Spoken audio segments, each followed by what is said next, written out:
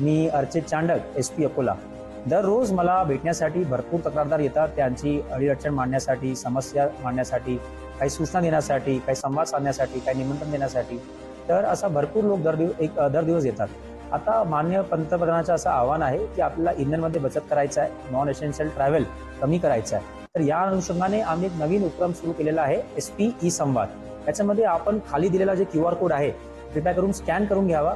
त्याच्यामध्ये आपण एक अपॉइंटमेंट शेड्यूल करू शकतात, व्हर्च्युअल अपॉइंटमेंट.